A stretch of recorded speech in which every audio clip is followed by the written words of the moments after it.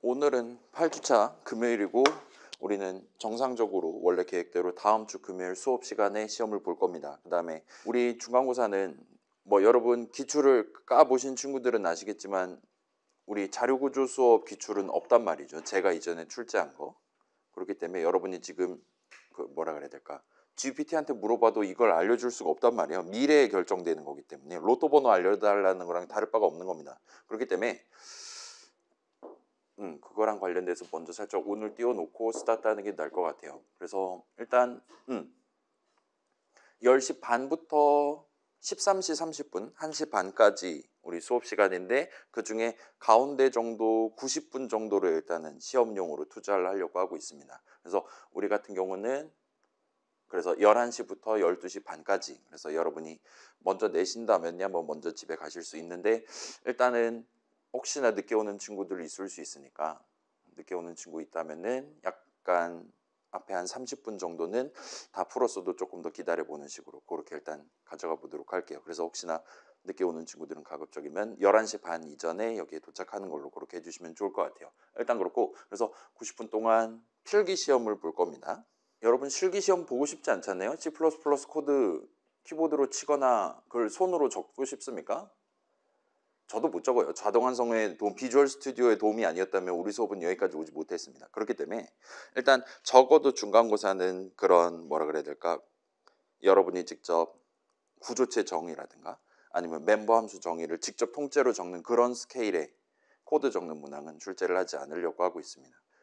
그 다음에 우리 같은 경우는 지금 먼저 진행했던 게 그러니까 수업 본론 나가기 전에 요 접점 마련이라 가지고 여러분 지난 1년 동안 이런 거 배우지 않았습니까? 같은 어떤 의미에서는 이제 공감대 형성이고 어떤 의미에서는 사상 검증 같은 걸 했단 말이에요. 거기다가 일단 별표를 쳐놨으니까 그런 슬라이드에 별표 쳐놓은 부분 내지는 맨 앞에 별표 쳐둔 그 .pdf 파일 자체는 시험 범위가 아니다라고 생각해 주시면 좋겠고 그래서 그렇게 한 다음에 이제 우리가 일단은 제 기준으로는 가급적이면 소위 이론이라고 할 만한 내용들, 한국말로 설명하는 내용들이랑 그거에 대한 구현 파트랑을 우리가 조금 구분을 해서 수업 시간도 구분하고 실제 스타일도 구분을 해서 진행을 했고 일단 기본적으로는 100점 만점 중간고사 가져간다고 칠 때 그런 이론 파트의 50%가 나가고 그 다음에 구현 파트의 50%가 점수가 배분이 된다 생각을 해주시면 좋겠어요. 물론 이제 구현 파트랑 관련된 문제라 하더라도 여러분이 직접 코드를 치는 게 아니라 당시에 우리가 적었던 거 왜 그렇게 적었을까요? 라든가 와 같은 느낌으로 여러분이 그 구현과 관련한 내용 예를 들면 우리 과제 지금 하고 있잖아요. 그런 과제를 소개할 때 우리가 이거 중요하니까 꼭 체크하셔야 됩니다 라고 말씀드렸던 것들과 관련해서 여러분이 잘 알고 있나를 펜으로 한국말로 적는 그런 느낌의 문항이 출제될 수가 있습니다. 그래서 일단 그렇게 1대1 비율로 섞어갖고 전체 90분 시험을 볼 건데 그 90분 동안 여러분이 자유롭게 시간 배분해가지고 보실 수 있게 그렇게 한번 가져가 보도록 할게요. 일단 다행스럽게도 우리한테는 지금 기말고사가 남아 있으니까 그렇게 중간고사 한번 진행해 보고 그 다음에 기말고사는 동등한 스타일로 가거나 아니면 그렇지 않은 약간 좀 중간고사의 미비한 점을 보완하는 느낌으로 출제를 한다거나를 결정을 지어보도록 하겠습니다. 아무튼 그렇고 자 과제 넘버원이 지금 다음 주 그러니까 5월 2일 금요일 밤까지로 지금 돼 있죠. 그 다음에 과제 넘버 2 같은 경우는 우리 다다음 주고 당신들 MT 갔다 오는 아니지 금요일 토요일이라 했으니까 거기 가서 잘못하면 노트북 열고 과제를 해야 될 수 있어요. 5월 9일 밤까지로 돼 있습니다. 일단 그렇긴 한데 가급적이면은 집에서 과제 남반을 만약에 성공을 했다 그러면은 제 생각으로는 아마도 조금은 큰 무리하지 않고 과제 넘버 2도 아마 제출 가능을 띄우실 수 있지 않을까 싶기는 해요. 근데 그렇지 않다 하더라도 얼마든지 도와드릴 수 있으니까 가급적이면 다음 주 금요일이 오기 전에 한번 시도를 해보시는 걸 추천드리겠습니다. 그래서 지금 과제 넘버는 8명이 냈고 과제 넘버 2는 무려 1명이 냈어요. 48명 중에. 그래서 적당히 오늘 시험 보는 거 있을 거잖아요. 그런 거 대충 끝난 다음에 우리 수업 시험 공부한다 그 50% 지분을 차지하는 구현 파트랑 관련해서 내가 지금 경험을 쌓는다 같은 느낌으로 한번 접근을 해보시면 나쁘지 않을 것 같습니다. 그래서 일단 제 먼저 얘기할 만한 건 이 정도고 자 중간고사 관련해서 궁금한 점 있습니까? 지금 물어보시면 제가 답변을 하고 이거를 영상에 남겨가지고 다른 친구들도 볼 수 있게 그렇게 할게요. 시험 관련해서 궁금한 거. 네. 그거는 잘 모르겠어요. 저는 항상 문제 개수보다는 시간을 배분을 합니다. 그래서 예를 들면 1번 대충 3분 안에 풀면 적당한 것 같아. 그런 식으로 해서 그걸 합산해서 90분이 되도록 해요. 그래서 기출 열어보시면 대충 나올 겁니다. 1번 문제 예를 들면 3.1분 이런 식으로 적혀 있거든요. 그래서 100점에 90분이 되도록 맞출 겁니다. 그래서 예를 들면 그 3점에 1분이라 칩시다. 내가 지금 2분을 뚫어지게 쳐다봤는데 이 객관식 답이 보이지 않아요. 그러면 그거 당신 문제 아니니까 딴 거 풀라는 그런 느낌의 힌트라고 봐주시면 되는 거예요. 우리 수업 잘 들었으면 이게 60초 안에 답이 나와야 되는데 와 같은 느낌의 힌트라고 생각해 주시면 됩니다. 그래서 일단은 개수는 아직까지는 미정이에요. 그래서 일단은 점수 배분이랑 전체 시간 맥시멈 그렇게. 그러니까 뭐 당연스럽게도 이론 파트, 구현 파트 45분 잡고 저는 하게 되겠죠. 그래서 일단은 우리 수업은 다른 전공 수업들이랑 다르게 추가 시간은 없을 겁니다. 그러니까 제한된 시간 안에 이 문제들을 풀 수 있냐를 물어보는 거라 봐주시면 좋을 것 같아요. 뭐 미적 같은 거 그러잖아요, 그죠? 미적 우리한테 뭐 예를 들면 365시간을 준다. 우리 전부 다 미적 만점 받을 수 있을 겁니다, 아마. 근데 그러지 않으니까 우리가 내가 풀 수 있는 문제에 집중해가지고 타임어택 같은 느낌으로 최대한 기대값을 높이기 위한 선택을 하잖아요. 우리 자료구조 시험도 그렇다 봐주시면 좋을 것 같아요. 답변이 됐습니까? 자, 시험 관련해서 다른 궁금한 거. 네. 객관식이나 단답식 비율 같은 거 살펴보신 아니요, 아직은 없어요. 그렇긴 한데 일단 객관식이 아예 안 나오거나 하진 않을 겁니다. 이제 그거는 그렇게 생각해 주세요. 그러니까 우리의 자료구조 주제가 아니긴 한데 제가 이런 필기 시험을 몇 번 낸 적이 있으니까 대충 그런 거랑 비슷한 스타일로 나갈 거다. 그 당시에도 제가 객관식, 주관식 비율을 굳이 공지하진 않았거든요. 그래서 예를 들면 뭐에 대해서 20자 이내로 서술하시오. 뭐 20자 넘겨도 되지만 당신이 지금 시간 관리를 하고 있다면 20자 안에 풀 수 있는 문제 된다와 같은 느낌으로 서술형을 내고 그럴 겁니다. 그 다음에 우리는 지금 2학년 전공 수업이니까 어쩌면 여러분의 의견을 물어보는 문항이 나갈 수 있어요. 너라면 Q를 어떻게 짜겠니? 그 다음에 그에 대한 본인의 근거를 한번 적어봐라와 같은 느낌의 문제가 나갈 수도 있습니다. 뭐 C++ 좋아하니 그런 건 내지 않겠죠, 당연히. 답변이 됐습니까? 자, 다른 궁금한 거. 지금 물어보시면 답변해 드릴 수 있고 나중에는 이제 개인적으로 시험 관련한 거 물어보시면 그때는 제가 답변을 해드릴 수 없으니까 우리 모두가 최소한 동등한 내용을 영상을 보든가 해서 전부 다 액세스할 수 있게 만들어야 되는 거니까. 자, 궁금한 거. 네. PDF만 훑어도 풀 수 있을 정도인가요? 일단 이론 파트는 기본적으로 맞아요. 그다음에 그 지금 나눠서 보고 있는 구현 파트 같은 경우는 이제 우리가 지금 예시 코드를 과하게 올렸잖아요, 그죠? 안 보고 넘긴 예시 코드 같은 거 있잖아요. 그거에 대해서는 조금은 송구스럽지만 우리 수업 시간에 직접 구경한 예시 코드들을 구경한다라고 생각을 해주시면 좋을 것 같아요. 그래서 당시 이런 것들을 우리가 눈으로 보고 예를 들면 실행했을 때 결과 이렇게 나오는 거 확인하고 그렇게 넘겼단 말이에요. 대부분은 실행조차 안 하고 넘기긴 했지만 아무튼 그래서 그 정도까지 .pdf 파일이랑 예시 코드. 그래서 기본적으로는 여러분이 이 LMS에서 다운로드 할 수 있는 것들이 시험 범위라고 보시면 됩니다. 그것들 중에 별표 안 찍혀 있는 것들. 예시 코드도 별표 찍어 놓은 거 몇 개 있잖아요.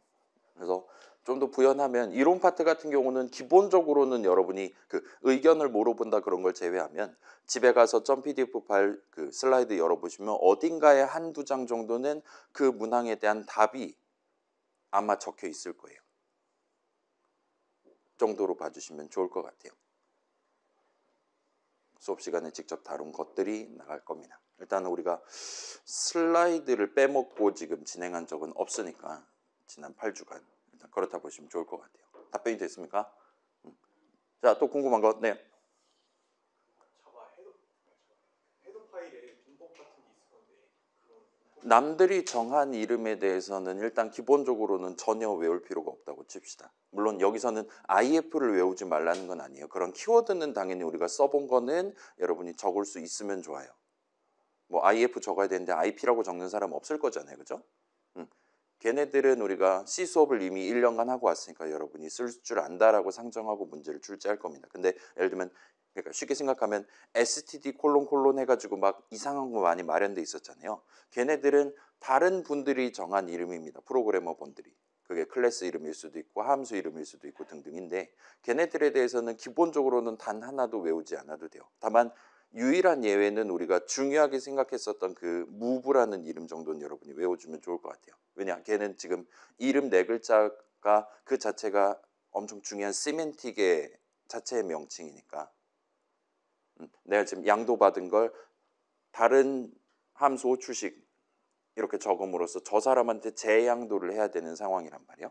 그런 상황에서는 우리가 기본적으로 그건 외우고 다녀야 될 만한 거니까 우리가 뭐 이동 생성자라든가 우리 직접 아직 구현해 본 건 아니지만 이동 는 연산자라든가 할 때는 항상 일단 no except 붙이는 거랑 그 앰퍼샌드 2개짜리 알밸류 레퍼런스로 받은 다음에 나도 필요하다라면 move 함수 호출식으로 둘러싸서 다른 사람한테 양도를 해야 된다라는 거, 소유권을 이전을 시켜야 된다라는 거.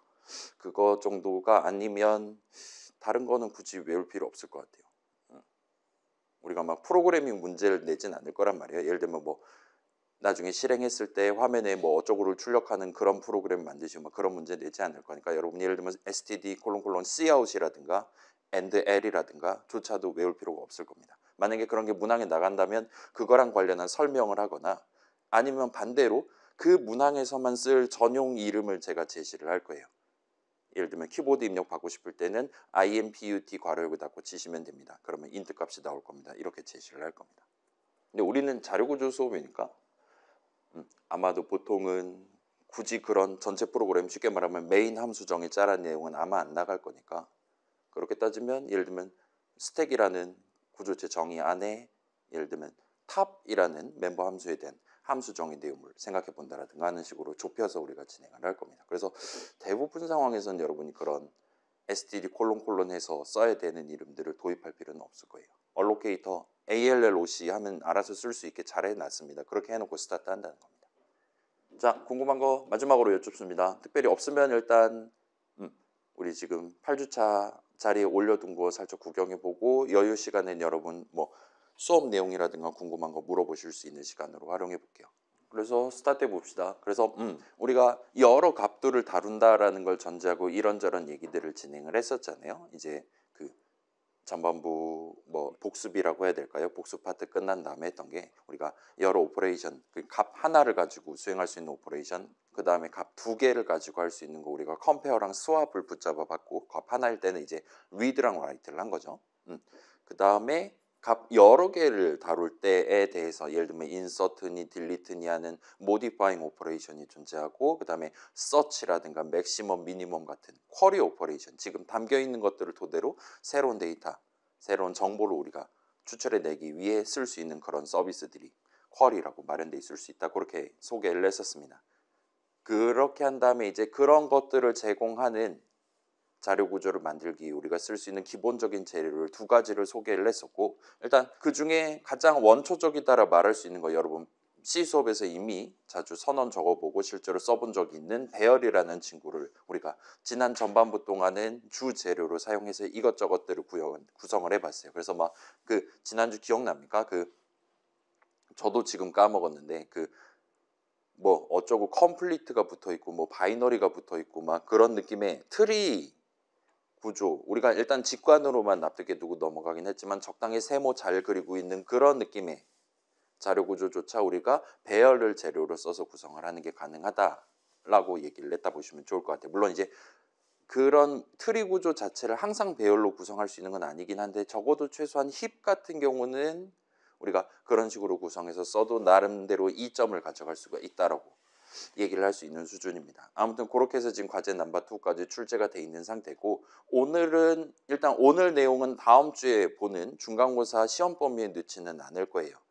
오늘은 이제 그 배열의 대척점 반대말이라고 할 수 있을 법한 링크드 리스트랑 관련한 얘기를 살짝 진행을 해두고 넘어가려고 하고 있습니다. 그래서 적당히 그림 몇 장 그려왔어요. 그림으로 살짝 직관으로 납득해두고 그 다음에 우리가 지금 시점에 여러분이 집에서 직접 .cpp 파일에서 그 링크드 리스트 그림과 유사한 느낌으로 숫자들을 담을 수 있을 법한 아주 간단한 구현체를 제가 만들어 갖고 그걸 구경을 할 겁니다.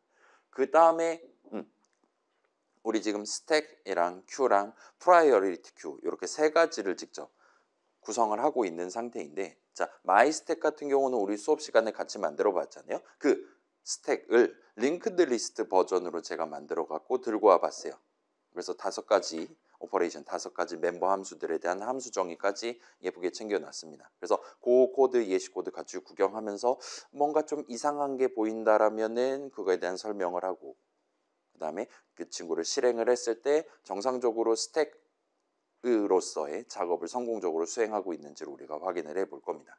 그 다음에 요 뭐라고 읽어야 될까? 인플레이스, 엠플레이스, 여러분 그 있잖아요. 그 한때 핫했던 사이버펑크 2077인가 뭔가 하는 게임 혹시 알고 있습니까?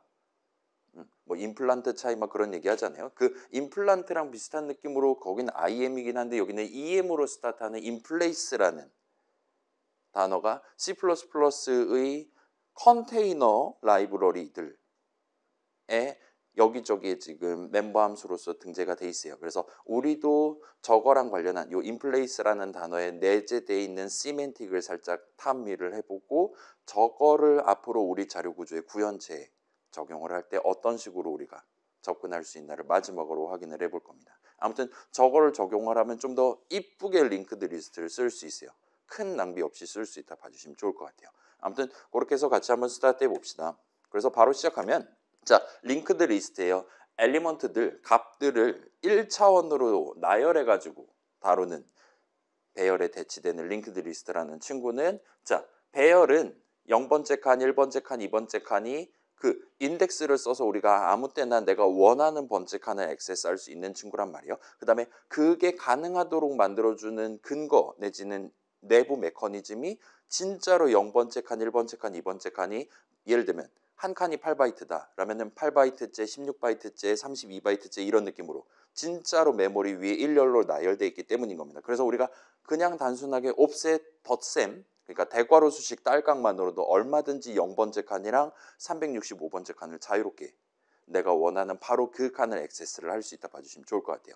대신에 이제 배열 같은 경우는 단점이 좀 있었죠. 우리가 아직까지는 프라이어리티 큐까지 만들 때까지도 우리는 그 배열의 크기를 고정을 해놓고 쓰고 있단 말이에요. 근데 예를 들면 배열의 크기를 유동적으로 만들어야 된다. 어쩔 때 16칸이고 그 다음에 좀 모자란다 싶으면 32칸짜리를 또 만들어서 이사를 다 보내야 되고 막 그런 작업을 우리가 신경을 써야 되는 순간이 올 수도 있습니다. 자, 일단은 당시에 말씀드렸듯이 그렇게 두 배 뻥튀기 가면서 쓰고 적당한 타이밍에 절반 줄여가면서 쓴다 하더라도 여전히 그런 버전 배열을 재료로 써서 만든 스택이랑 큐는 그 푸시팝이랑 인큐, 디큐가 전부 다 상수 시간 걸린다라고 우리가 주장을 할 수 있기는 해요. 요건 2학기 때 배우기로 하고 그렇긴 한데 여전히 불편하다라는 거, 그러니까 부적절한 이사가 발생할 수 있다라는 거, 업젝트들 입장에서는 그렇게까지 건강하지 않다라는 걸 우리가 느낄 수는 있을 겁니다. 자, 반면에 링크드 리스트는 그런 규칙을 갖고 있지 않아요. 이 친구들은 어떤 식으로 순서를 다루냐, 어떤 식으로 맨 앞에 있는 거, 바로 그 뒤에 있는 거, 바로 그 뒤에 있는 걸 다루냐라 말하면 그냥 원초적으로 얘기한다면 포인터를 써서 다루는 겁니다. 각 노드별로 이거의 다음 노드는 메모리 위에 몇 번지에 있냐에 해당하는 추가적인 데이터를 같이 담아서 일종의 메타데이터로서 같이 담아서 들고 다닌다라 봐주시면 좋을 것 같아요. 그래서 예를 들면 엘리먼트 하나, 우리가 지금 예를 들면 my integer object라고 말할 수 있겠죠. 엘리먼트 하나랑 링크 하나를 모아가지고 하나의 노드로, 한 덩어리로 간주해서 그런 노드들의 조합으로 전체 자료 구조, 내용물을 우리가 유지하고 있다 봐주시면 적당합니다. 그래서 보통 그림을 이런 느낌으로 그릴 거예요. 그러니까 2칸짜리, 네모 2칸짜리를 만들어 놓고 한쪽에는 이제 밸류를 담을 겁니다. 3 담고 인트 형식이라 치면 5 담고 막 그럴 수 있는 거잖아요. 그 다음에 여기에는 이제 막 화살표를 이렇게 그릴 거예요. 그래서 이 3이 담겨 있는 노드의 다음 노드는 현재 메모리 완전 다른 곳에 있는 5가 담겨 있는 노드다 같은 느낌으로 그림으로 표현할 수 있다 보시면 좋을 것 같습니다. 자, 이런 식으로 메모상의 위치는 뭐 300번지 있을 수도 있고 7만 번지 있을 수도 있는 거잖아요. 이 노드들 우리가 중요하게 생각하는, 진짜로 우리가 중요하게 지금 유지하려고 하고 있는 그 엘리먼트들이 담겨 있는 각각의 노드들은 메모리 위에 일렬로 놓여 있지 않아도 됩니다. 이게 배열에 대비돼서 링크드 리스트가 가져갈 수 있는 가장 큰 장점이에요. 일단은 우린 지금 allocator를 쓰고 있고 우리가 그 16칸 한꺼번에 allocate 해둔 다음에 우리가 따로 인덱스를 유지를 해서 카운트라든가를 유지를 해가면서 메모리 영역에 뚝딱뚝딱 오브젝트 생성하고 그 다음에 팝한다든가 할 때 파괴하고 그렇게 진행하고 있잖아요. 그때 우리는 항상 일단은 최대 크기만큼을 항상 allocate를 해두고 진짜 오브젝트가 0개 있다 하더라도 그런 식으로 유지하고 있지만 링크드 리스트를 쓸 때는 굳이 그러지 않아도 됩니다. 한꺼번에 allocate를 해둘 필요가 없어요. 그냥 매번 예를 들면 이게 스택이라고 치면 푸시할 때마다 노드 하나만큼을 allocate하고 방금 allocate한 바로 그 자리에다가 우리가 construct를 할 수가 있습니다. 그 다음에 팝할 때도 마찬가지예요. destroy하고 그 다음에 메모리를 바로 그 한 칸짜리를 바로 deallocate를 해버려도 전혀 상관없다 보시면 좋을 것 같아요. 그렇긴 한데 보통은 실무에서는 한 번에 여러 칸씩 allocate 해두고 그거를 마치 배열해서 하는 거랑 비슷한 느낌으로 잘게 잘라서 쓰기는 합니다. 뭐 그거는 나중 얘기로 하고 후반부에 좀 더 성능을 추가하고 싶을 때 얘기로 하고 아무튼 간에 링크드 리스트를 쓸 때는 최소한 우리가 이사를 반드시 해야 된다. 와 같은 제약은 존재하지 않는다라 생각해 두셔도 좋아요. 우리가 지금 16칸짜리 마련해 놓고 좀 더 필요한데 라면 16칸을 하나 메모리 위에 완전 다른 곳을 또 만들어도 전혀 지장 없는 겁니다. 그 다음에 내가 그 두 개의 메모리 덩어리를 붙잡고 그러면 32개의 노드, 오브젝트를 다룰 수가 있다 하면서 그냥 쓰면 되는 거예요. 그런 조금 더 복잡한 메모리 관리를 하면 이렇게 매번 푸시할 때마다 allocate를 한다라는 단점을 여러분이 조금 희석을 시키는 게 가능하다 봐주시면 좋을 것 같아요. 아무튼 간에 뭐 지금 요 그림 뭐 그럭저럭 납득하는데 어렵지 않죠? 우리 지난주에 그림 같은 경우는 그냥 엘리먼트들만 뚝뚝뚝뚝 여러분들한테 보여드렸잖아요. 걔는 우리가 배열을 기본 재료로 써서 만들었기 때문이고 우리는 얼마든지 맨 왼쪽 칸이 0번째 거다. 우리 0번째 칸 비우고 썼잖아요. 그런 것들을 직관으로 납득할 수 있었을 겁니다. 링크드 리스트는 제가 지금은 일렬로 그려놨지만 진짜 메모리상에서는 요 5 담겨 있는 친구가 더 앞에 있어도 전혀 상관없는 거예요. 얼마든지 이 화살표는 진짜로 포인터 값이기 때문에 얼마든지 뒤를 향할 수도 있고 자기 자신을 향할 수도 있고 아무것도 향하지 않는다라는 의미의 값이 담겨 있을 수도 있는 겁니다. 아무튼 그래서 지금 보시면 여기는 지금 길이가 3인, 카운트가 3인 링크드 리스트 예시가 적혀 있다고 말할 수가 있겠죠. 일단은 지금 3 다음은 5고 5 다음은 7이다. 아직까지는 7 다음이 뭐냐는 적어놓지 않은 상태입니다. 그래서 여러분이 실제로 만들 때는 자 유효하지 않은 링크를 표현하기 위해 이제 널이라고 NULL 여러분 구경해 봤잖아요. 이전에 살짝 소개한 적이 있는데 자료구조 동네, 알고리즘 동네에서는 그런 뭔가 그 어떤 다른 노드도 가리키고 있지 않다를 의미하는 nil 노드를 따로 구성을 해가지고 쓰는 편이기는 합니다. 그래서 NULL 대신에 NIL을 쓴다 생각해 주시면 좋을 것 같아요. 물론 이제 중간고사 때는 이걸 굳이 저렇게 nil이라고 적지 않고 null이라고 적으셔도 되기는 합니다. 그건 여러분 자유인데 아무튼 간에 7 뒤에는 유효한 노드가 지금 있지 않습니다.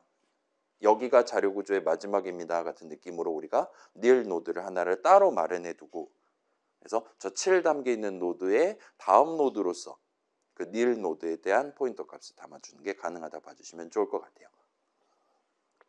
또는 어떤 상황에서는 우리가 그 의미 관점에서 마지막이다라고 말할 수 있을 법한 7 노드의 다음을 의미 관점에서 가장 앞이다라고 말할 수 있는 3 노드로 해서 마치 우리가 next, next, next 이런 식으로 하면 얼마든지 전체 노드들을 한 바퀴 돌려서 구경하는 게 가능하도록 구성을 하기도 합니다. C++의 리스트 형식이라는 게 있는데 컨테이너가 있는데 그 친구가 이런 느낌으로 자료 구조를 지금 다루고 있는 걸로 제가 알고 있어요. 그건 이제 구현체마다 다르긴 한데 일단 최소한 윈도우 버전은 그랬던 걸로 제가 기억하고 있습니다.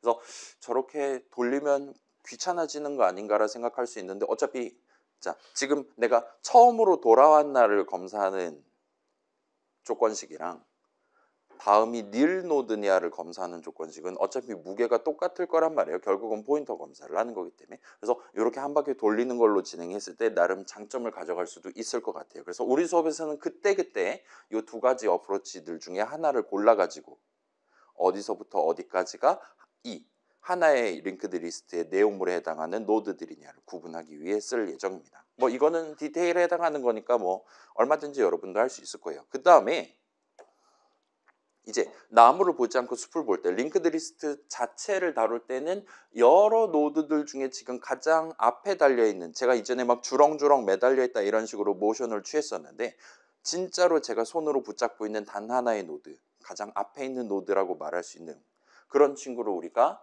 위치를 알고 있으면 됩니다. 그래서 지금 같은 경우는 우리가 3노드가 메모리 위에 어딨냐만 따로 들고 있으면 걔 다음 5노드, 그 다음 7 담겨있는 노드 해서 링크드 리스트 안에 들어있는 모든 노드들을 얼마든지 액세스할 수 있다 보면 되는 거예요.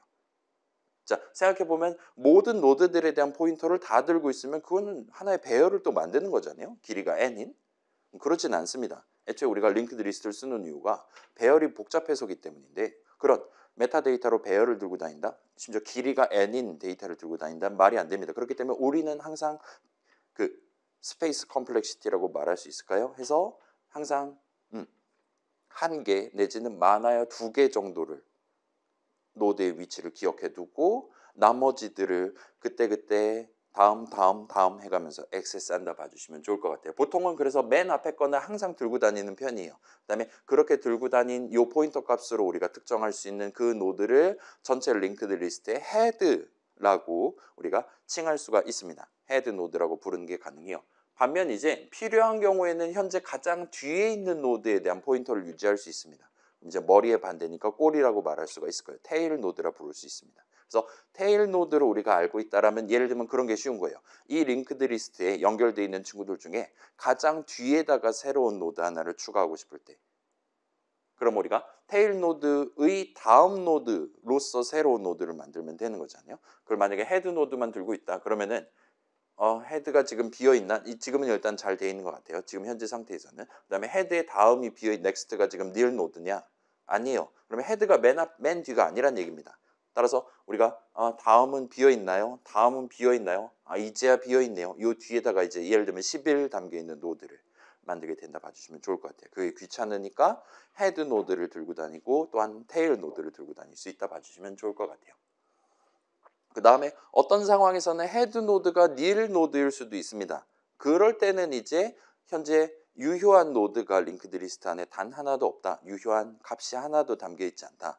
링크드 리스트가 비어 있다라고 우리가 판정하는 것도 가능할 거예요. 우리가 지금 비어 있는데 팝을 한다라든가 DQ를 한다라든가는 우리가 전혀 신경 쓰지 않는데, 일단 맨 처음에 링크드 리스트 한 덩어리 오브젝트를 생성했을 때는 비어있는 채로 출고하는 게 맞고, 비어있는 상태에서 푸시를 한다라든가 인큐를 하는 상황은 발생할 수 있습니다. 그거는 정상적인 사용이에요. 그렇기 때문에 우리가 그거는 신경을 써야 될 것 같아요.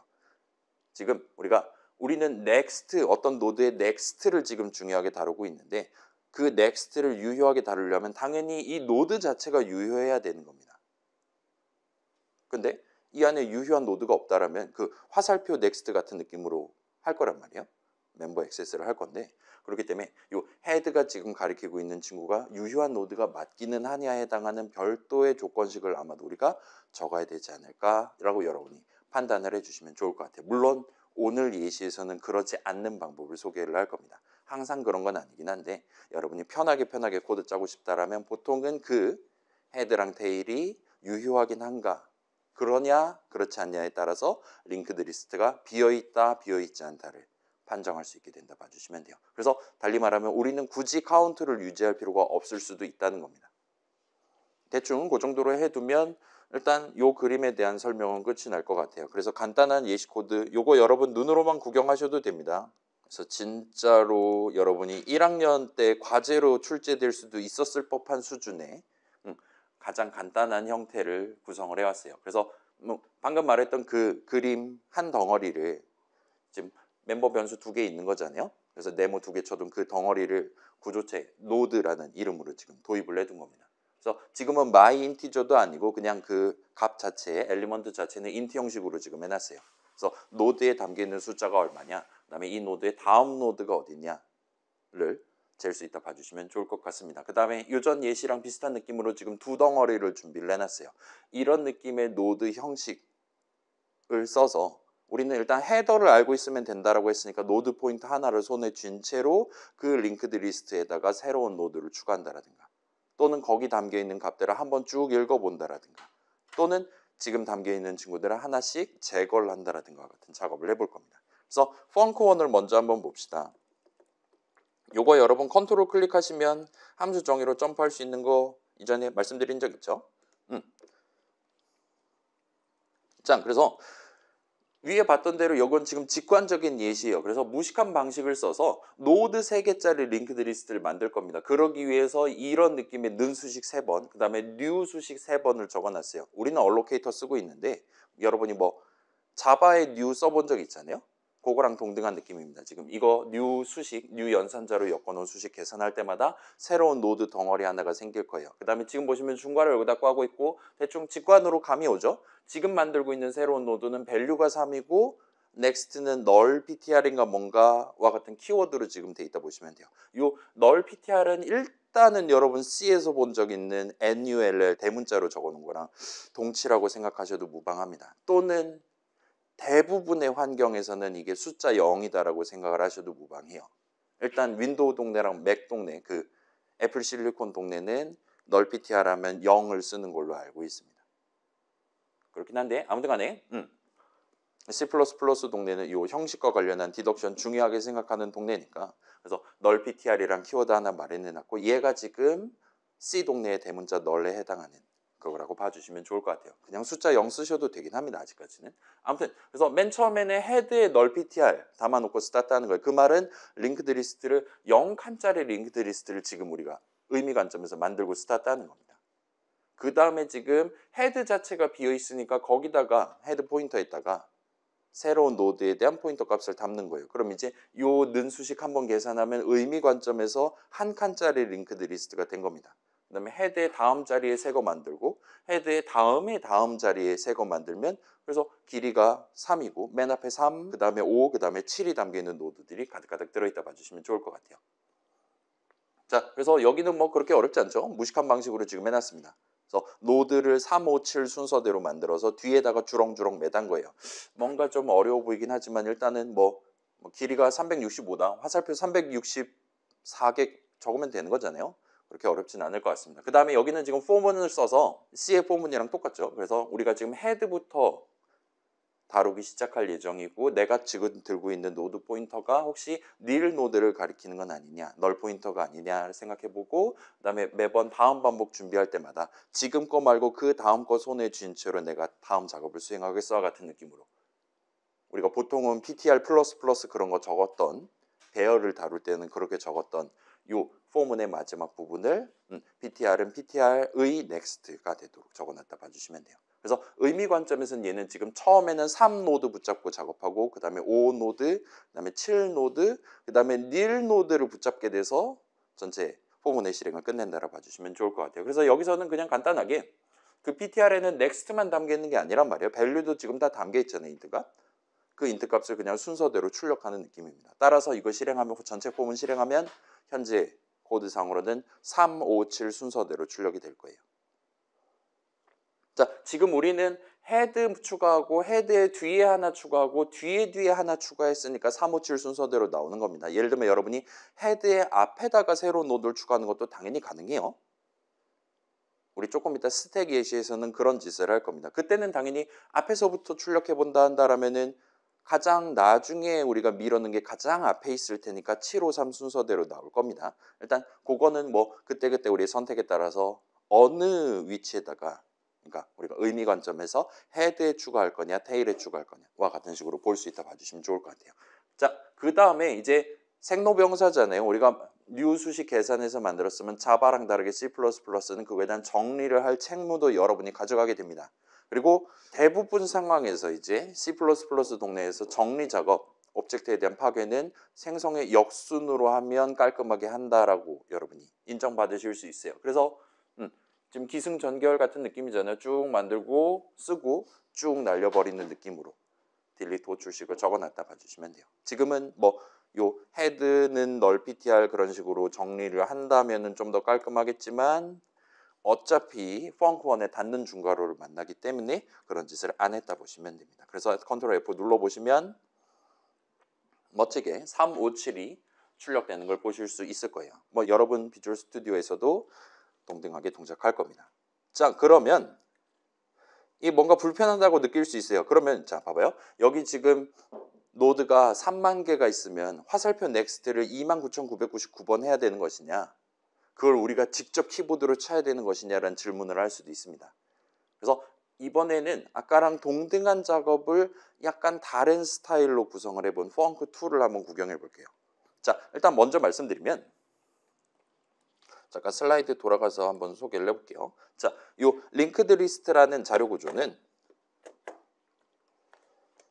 우리가 재료로 쓰려고 하고 있는 요 자료 구조는 노드들의 집합으로서 정의가 돼 있단 말이에요. 링크드 리스트란 무엇이냐 할 때 우리가 가장 먼저 얘기했던 건 이런 노드들이 존재합니다. 그런 다음에 그런 노드들이 여러 개 있고 어떤 노드의 다음 노드는 저거야, 다음 노드는 저거야와 같이 두 노드 사이에 관계가 형성이 돼 있습니다와 같이 얘기를 했습니다. 그래서 우리는 얼마든지 이 노드 하나에 대한 정의를 먼저 하고 그것들의 집합으로서 링크드 리스트를 정의를 한 거기 때문에 그거에 집중해서 이 노드 하나 단위로 다루는 뭔가를 만들어 두고 그거에 대해서 이 다음 노드에 대해서 다룬다, 이 다음 노드에서 대해서 다룬다 같은 느낌으로 우리가 접근을 하는 게 가능해요. 그 여러분 예를 들면 그 아마도 작년에 본 적 있을 피보나치 수 구하는 예시라든가 그런 식으로 어떤 함수에 대한 함수 정의 안에 그 동일한 함수에 대한 함수 주식을 적는다든가 해서 소위 재귀 어쩌고 저쩌고라는 얘기를 들어본 적이 있을 거예요. 여기도 지금 그런 마찬가지 어프로치가 들어있다 보시면 됩니다. 작은 뭔가에 대한 정의가 있고 그 동일한 정의가 뒤에 대해서도 성립하고 그 뒤에 대해서도 계속 성립한다.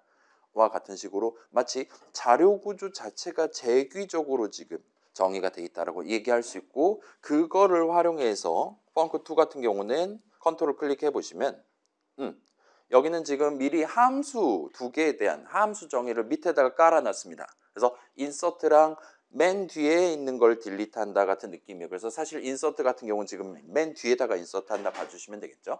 그래서 자 지금 보시면은 우리가 이전에 써본 적 없는 앰퍼샌드랑 별이 같이 붙어 있기는 한데 우리가 지금 궁극적으로 다루는 거는 포인터 값을 다루는 게 아니잖아요. 정확히는 포인터 한 칸에 담겨 있는 값을 다루는 겁니다.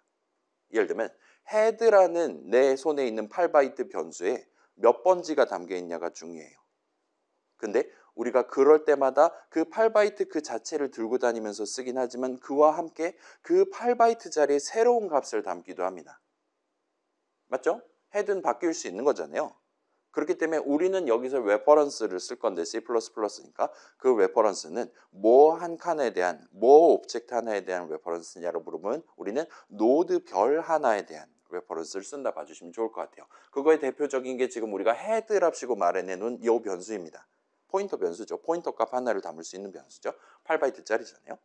이 헤드라는 변수에 대한 레퍼런스를 그때그때 인수 자리에 담아가지고 줄한다 봐주시면 좋을 것 같아요. 그럼 저 안에서는 이 인수 이름을 써서 우리가 여기서 선언해둔 이름을 토대로 정의되어 있는 8바이트 자리에 새로운 값을 담는다든가를 해줄 수 있다고 보시면 돼요. 아무튼 그래서 인서트니까 우리는 밸류를 집어넣으면 되는 거잖아요. 엘리먼트를 집어넣으면 되는 겁니다. 그래서 인트 값 하나 반도록 해놨고 지금 그래서 인서트를 3번 호출할 거예요. 그 다음에 우리는 현재 링크드 리스트 그 자체를 의미하는 값은 헤드 값이란 말이에요. 그죠? 얘만 알고 있으면 모든 노드 다 액세스할 수 있습니다. 반대로 딴 거는 우리가 몰라야 돼요. 지금 노드가 3개라고 포인터 3개 들고 있으면 배보다 배꼽이 더 큰 겁니다. 그럴 거면 배열 쓰는 게 차라리 나을 거예요. 그렇기 때문에 이 헤드값 8바이트가 사실상 링크드 리스트 그 자체라 말할 수 있고 지금은 그래서 링크드 리스트를 아예 우겨 넣는 겁니다. 요거 줄 테니까 맨 뒤에다 3 담아줘, 맨 뒤에다 5 담아줘, 7 담아줘 이러는 거라 보시면 돼요. 여기에는 처음에는 닐 노드가 담겨 있을 수도 있긴 하지만 그 다음부터는 아닐 겁니다. 그 다음에 이 인서트가 성공적으로 다 끝난다 친다면 아까랑 똑같은 코드 지금 들고 온 거예요. 357 출력을 할 수 있을 겁니다. 그 다음에 딜리트 할 때는 이제 딜리트 할 때는 당연히 우리가 엘리먼트를 줄 필요 없는 거잖아요. 요 링크드 리스트에서 하나 빼줘, 하나 빼줘, 하나 빼줘 하면 됩니다. 우리가 인서트 3번 호출했다면 딜리트 3번 호출하면 되는 거예요. 그러면 알아서 헤드 붙잡고 특정 가능한 가장 뒤에 있는 거를 지워주고 7이 지워지겠죠. 5 지워주고 3 지워주면서 헤드 값을 다시 닐 노드 가리키도록 널 ptr로 만들어 줄 겁니다. 를 하기 위한 두 함수에 대한 함수 정의가 밑에 깔려 있다 보시면 돼요. 자, 그럼 여기서는 의미 관점에서는 링크드 리스트를 다루는 거긴 하지만 그 링크드 리스트가 노드들의 집합으로 되어 있기 때문에 여기서 궁극적으로 하고 싶은 건 이번 노드 하나를 붙잡고 인서트를 하거나 아니면 내가 지금 인서트를 해야 되는 당사자가 아닌 경우에는 다음 노드한테 떠넘기기를 한다 보시면 돼요. 피보나치 수 구하는 거랑 비슷한 겁니다. 내가 지금 20번째 피보나치 수를 구해야 된다라고 인수로 요청을 받았어요. 그걸 내가 직접 구하는 게 어렵다 할 때는 나는 일단 19번째 피보나치 수 먼저 구하도록 호출식 적고 그 다음에 18번째, 18번째 거 구해가지고 나한테 둘 다 리턴해 줬다라면 그 다음엔 더해가지고 비로소 내가 20번째 피보나치 수를 리턴하게 그렇게 만들 수 있었잖아요. 그거랑 동등한 느낌이 여기 지금 들어가 있다 보시면 됩니다. 자, 여긴 지금 그래서 내가 지금 들고 있는 8바이트 자리에 닐 노드에 대한 포인트가 있냐를 물어보는 거예요. 만약 그렇다라면 얘는 둘 중에 하나입니다. 내가 들고 있는 레퍼런스는 둘 중에 하나예요. 헤드 노드를 가리키기 위한 포인터 변수거나 아니면 어떤 노드에 들어가 있는 넥스트 멤버 변수 자리거나 둘 중에 하나인 겁니다. 아무튼 그 두 상황 둘 다 거기에 지금 널 PTR이 들어있는 게 아니면 지금 다음 노드가 존재하는 거예요. 나는 지금 여기다가 우겨 넣으면 안 되는, 여기서 지금 내가 뉴 해가지고 새로운 노드 만들면 안 되는 겁니다. 그렇기 때문에 다시 한번 호출하는 거예요. 내가 들고 있는, 내가 지금 특정할 수 있는 그 노드의 다음 노드를 가리키기 위한 8바이트를 집어넣어가지고 한번 노출하는 겁니다. 그 다음에 똑같은 밸류 던져주면 되는 거예요. 지금 여기는 int 한 다음에 그냥 아무것도 안 붙어 있잖아요. 레퍼런스 그런 게 전혀 아니니까 그냥 복사해서 넘겨줘도 됩니다. 어차피 레지스터로 전달할 거예요. 똑같이.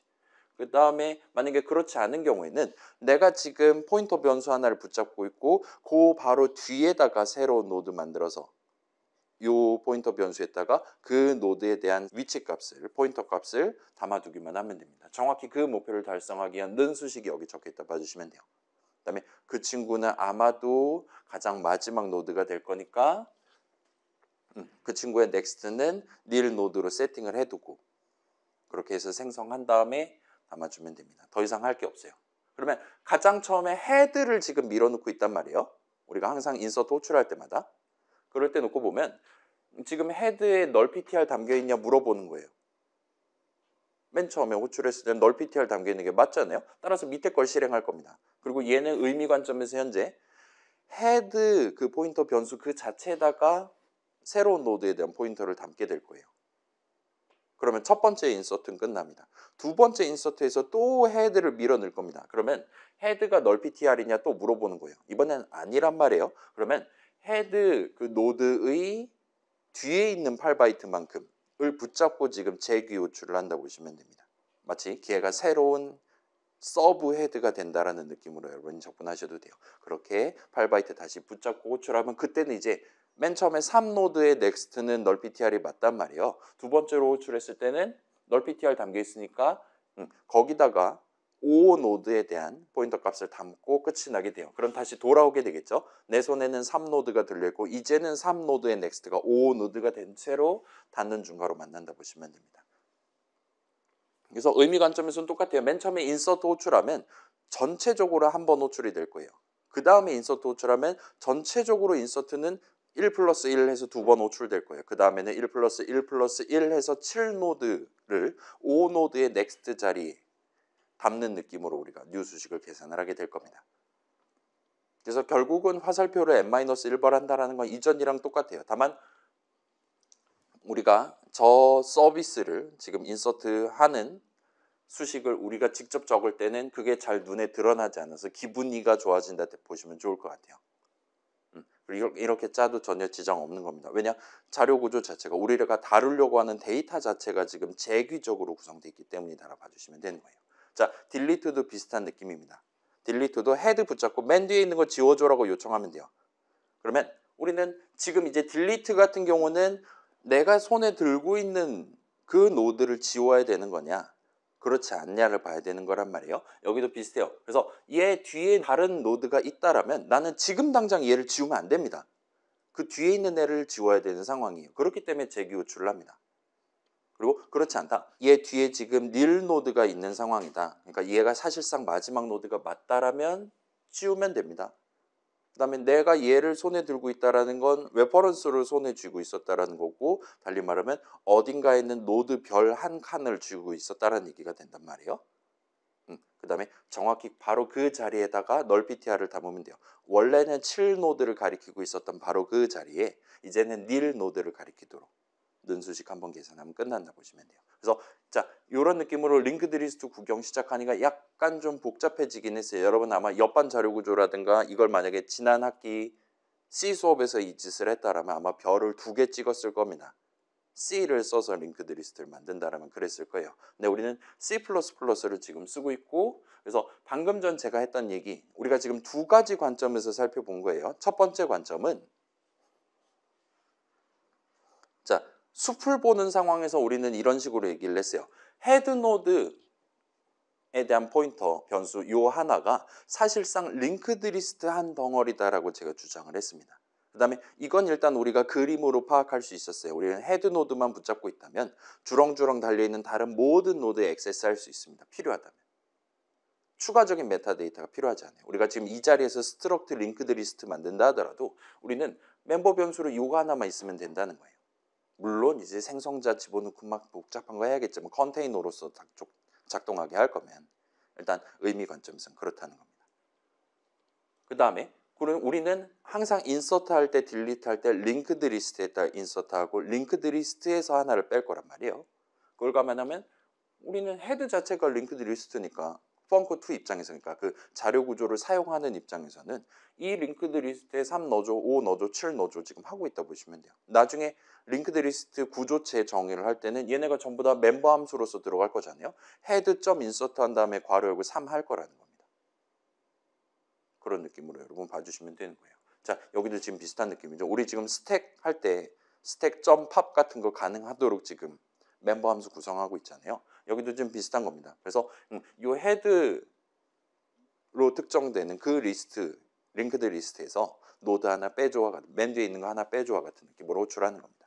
여기는 기분이 좋았어요. 그 다음에 여기서는 이제 관점이 바뀐 거예요. 이 함수들은 기본적으로 노드 하나를 붙잡고 작업을 수행하는 겁니다. 그 다음에 지금 좀 더 정밀하게 말하면 노드 하나가 어딨냐에 해당하는 8바이트를 담을 수 있는 그 한 칸을 붙잡고 하는 거예요. 그거는 헤드일 수도 있고 포인터 변수일 수도 있고 또는 어떤 노드의 next 멤버 변수일 수도 있어요.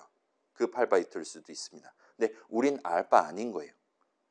아무튼 화살표 하나를 붙잡고 들어간다 봐주시면 좋을 것 같아요. 그래서 지금 내가 들고 있는 8바이트를 가지고 특정 가능한 노드가 닐 노드냐 그렇지 않냐에 따라서 재기 호출을 하거나 바로 이 자리에서 새로 만들어서 이제 내 8바이트 요 한 칸을 가지고 방금 새로 만든 3노드, 5노드, 7노드를 가리키도록 는 한번 때려주면 되는 겁니다.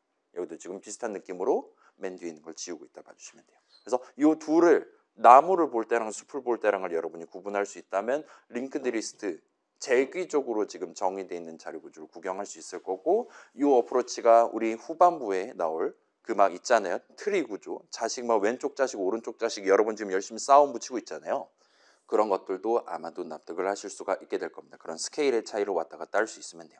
그래서 자, 하나의 링크드 리스트는 여러 노드들의 나열로 구성되어 있고 각 노드는 내용물로 노드에 대한 포인터, 변수를 갖기에 구조 자체가 재기적이라 말할 수 있고, 그걸 감안해서 주요 오퍼레이션, 그게 쿼리일 수도 있고 모디파잉 오퍼레이션일 수도 있긴 하지만 아무튼 역시나 재귀적으로 접근해서 구현해 두는 게 가능해요. 쿼리 오퍼레이션도 당연히 가능합니다. 예를 들면 지금 이 헤드를 붙잡고 맥시멈 값을 알려줘라는 함수 정의 여러분 얼마든지 적을 수 있는 거잖아요. 최종적으로 그 친구들이 나한테 리턴해 줄 거란 말이에요. 난 7 찾았어, 나는 8 찾았어 이런 식으로 리턴해 줄 겁니다. 그러면 내가 이제까지 알고 있었던 맥시멈이랑 저 뒤에 있는 애들이 나한테 전달한 맥시멈이랑 비교해서 나도 그러면 지금 가장 큰 건 8이 맞는 것 같네. 나도 이제 8을 리턴하면 되는 겁니다. 나보다 뒤에 있는 애들 중에 나를 포함하고 나보다 뒤에 있는 애들 중에 가장 큰 게 뭐냐를 리턴한다 보시면 돼요. 일단 그렇고 아무튼 그래서 지금은 이게 뭔 짓인가 싶은 게 정상이에요. 그렇긴 한데 노드들 사이의 관계가 지금보다 더 복잡한 자료 구조를 다룰 때 여러분이 유용하게 써먹으실 수 있을 거고, 그걸 이제 우리가 중간고사 이후에 본격적으로 구경한다 봐주시면 좋을 것 같아요. 그래서 자, 힙도 사실은 의미 관점에서는 트리 구조잖아요. 그렇기 때문에 여러분이 지금 그때는 넥스트 왔다 갔다 하고 막 패런트 막 포인터 막 그런 거 도입하고 그러지는 않기는 했는데 여전히 여러분은 내가 들고 있는 숫자를 토대로 지금 3번째 거다 그걸 들고 있다고 하면 얘 부모는 몇 번째 칸에 있냐, 얘 왼쪽 자식 오른쪽 자식은 몇 번째 칸에 있냐를 그때그때 서로 다른 수식을 계산해 가면서 새로운 인덱스 값을 뽑는 거잖아요. 예를 들면 3의 부모 몇입니까? 나누기 2하고 버림하면 되는 거잖아요. 1번째 칸에 있는 루트 노드입니다. 그 다음에 3번째 칸에 있는 친구의 3번째 노드의 자식 노드, 왼쪽 자식 노드는 곱하기 2에서 6번째 칸에 있을 거고 오른쪽 자식은 7번째 칸에 있을 거예요. 와 같이 우리가 계산하는 게 우리가 지금 화살표 패런트를 하냐, 화살표 레프트 차일드를 하냐, 화살표 라이트 차일드를 하냐와 같은 느낌으로 이 동네에서는 지금 돼 있다 보시면 돼요. 따라서 우리가 화살표 넥스트를 하는 건 마치 인덱스 개념에서는 인덱스 플러스 1 하는 거랑 동등하다라고 여러분이 받아들이실 수가 있게 되겠죠. 자, 그러면 이제 스택 구현체 예시를 한번 구경해 봅시다. 그래서 우리 과제 남반 그 당시 같이 적어봤잖아요. 우리 영상으로 남겨뒀으니까 걱정 안 하셔도 됩니다. 그걸 한번 같이 열어봅시다.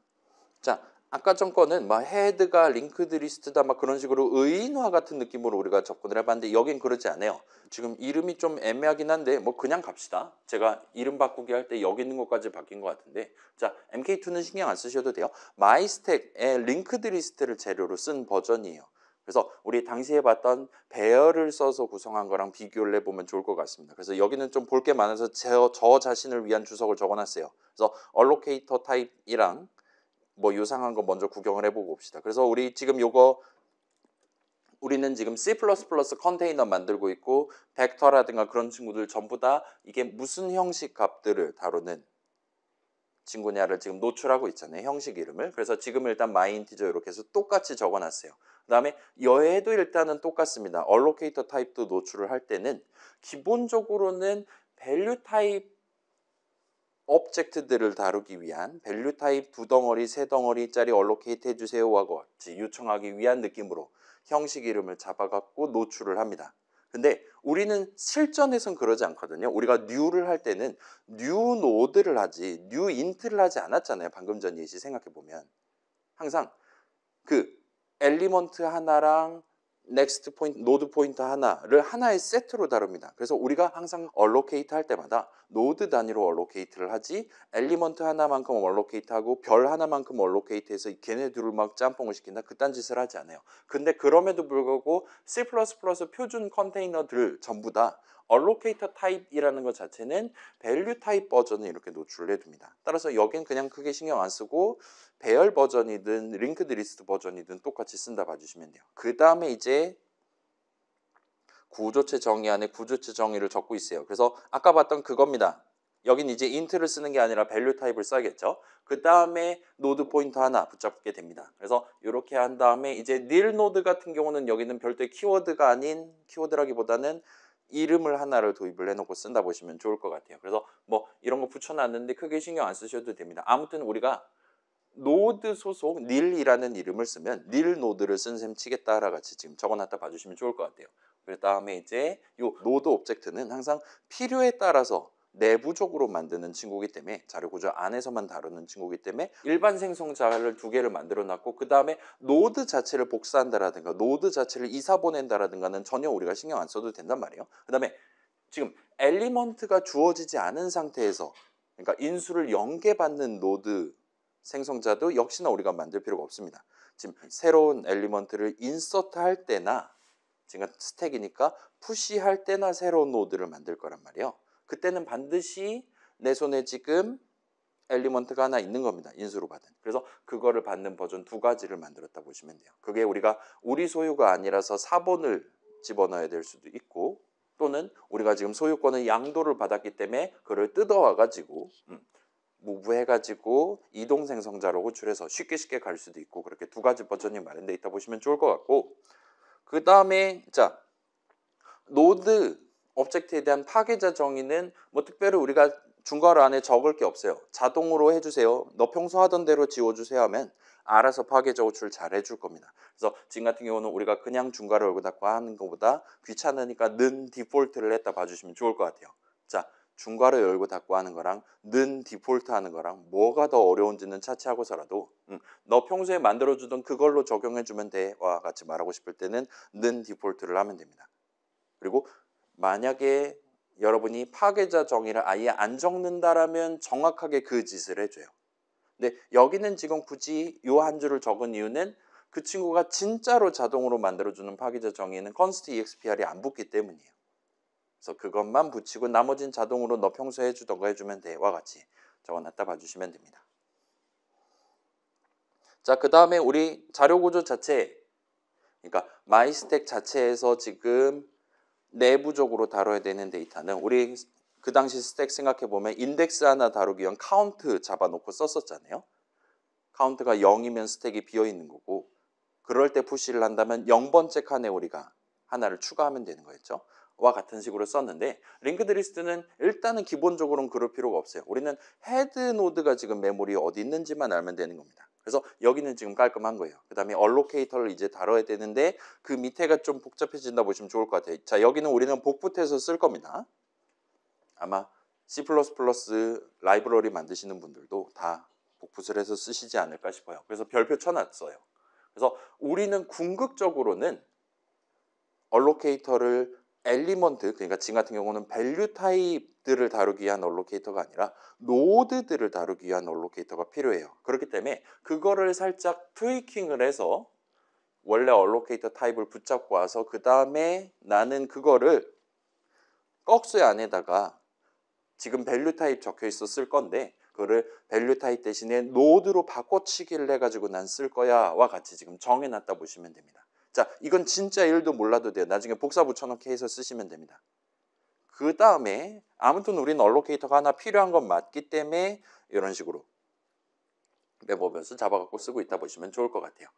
그렇게 해두고 이제 마이스택 자체를 숲을 다루기 위한 내용들이 나오게 됩니다. 그래서 지금 보시면 자 일단 올라가서 이 정도 구경했으니까 그래서 노드 생성자 파괴자 그 다음에 노드 구조체 정의 중괄호 안에 nil이라는 잘은 모르겠지만 스태틱하고 뭐 인라인하고 아무튼 노드 포인터 멤버 변수 하나를 지금 선언을 적어놨단 말이에요. 그 친구를 여러분이 나중에 쓰고 싶을 때는 마치 우리 std cout 같은 거 적듯이 노드 하면 이제 nil 세 글자가 자동 완성 목록에 뜰 겁니다. 물론 스코프에 따라서 이걸 생략할 수도 있겠지만 아무튼 저것까지 마련해놨다 봐주시면 좋을 것 같고 그 다음에 생성자랑 파괴자는 일단 그러려니 하고 자 여기를 한번 봅시다. 링크드 리스트를 쓰는 버전의 푸시예요. 그래서 여러분이 혹시나 이거를 기억납니까? 배열 버전 푸시 기억납니까? 그 당시에 우리가 한 줄로 딱 컷을 할 수가 있었어요. 컨스트럭트 at 한 다음에 데이터의 카운트 번째 컨스트럭트 하면 되는 거예요. 그리고 나서 카운트 값을 1 증가시켜야 됐었습니다. 그래서 우리가 대괄호 안에 카운트 뿔뿔 해가지고 한 줄 컷을 할 수 있었다고 보시면 돼요. 근데 여기는 좀 복잡해졌습니다. 일단 우리는 컨스트럭트를 해야 되는 건 맞아요. 그 다음에 인수로 받은 저 엘리먼트의 사본을 우리가 밀어내야 되는 것도 맞습니다. 원래 적혀 있었던 코드는 여기 있는 거예요. 배열 버전에서. 근데 여기서는 지금 이 컨스트럭트 하기 전에 그 새로운 노드에 대한 메모리 공간이 잡혀있지 않은 채로 스타트를 하는 거예요. 여긴 지금 맨 처음에 16개 잡아놓고 떼어서 쓴다라는 개념이 적용되어 있지 않은 겁니다. 그래서 매번 푸시할 때마다 우리는 새로운 노드 한 칸, 메모리 영역 플러스 오브젝트가 필요한 거란 말이에요. 아무튼 간에. 그렇기 때문에 얘를 호출하기 직전 시점에 얼로케이트를 하는 거예요. 하나짜리를. 그 다음에 그 방금 받은 그 자리에다가 컨스트럭트를 한다 보시면 돼요. 그리고 나서 이제 배열로 치면 카운트 뿔뿔에 해당하는 작업을 이제 한다 보시면 좋을 것 같아요. 그래서 뉴 노드, 지금 방금 만든 확실히 100% 확률로 존재하는 그 노드의 다음 노드를 원래 헤드 노드가 되도록 하는 겁니다. 그 헤드 노드는 nil일 수도 있지만 아닐 수도 있어요. 우리 알 바 아닌 겁니다. 그 다음에 방금 만든 노드가 새로운 헤드가 되도록 만드는 거예요. 그래서 의미 관점에서 이렇게 헤드 붙잡고 주렁주렁 매달았다. 맨 위에다가 지금 추가하려는 셈이 됩니다. 걔가 새로운 헤드가 되는 거예요. 밑에 몇 개가 달려있든 전혀 상관없는 겁니다. 또 푸시하면 그 위에 또 하나 만들고 그 위에 또 만들면서 그때그때마다 헤드가 바뀐다 보시면 돼요. 뭐 그래도 전혀 상관없는 거잖아요. 그 다음에 애초에 스택 자체가 위에서 쌓는다 같은 개념이니까 확실히 요거는 납득 가능한 것 같습니다. 그래서 그 카운트 뿔뿔에 해당하는 작업을 여기서는 지금 우리는 헤드 포인터를 가지고 전체를 유지하고 있으니까 이런 느낌의 는수식 두 방으로 커버가 된다 봐주시면 좋을 것 같아요. 자, 그 다음에 무브 버전은 요 복사 버전에 비해서 이동하는 버전은 딱 한 가지만 신경 쓰면 된다 그랬잖아요. 요것만 신경 쓰면 됩니다. 이 일을 다룰 때 나도 재양도를 해야 된다라는 거. 그것만 신경 쓰시면 복부수로 커버가 됩니다. 그 다음에 자, 그럼 푸시에 반대되는 팝은 여전히 가장 마지막에 추가한 걸 날려야 되는 거잖아요. 그 다음에 우리 현재 자료 구조 마이스택은 가장 나중에 추가한 게 반드시 헤드 노드입니다.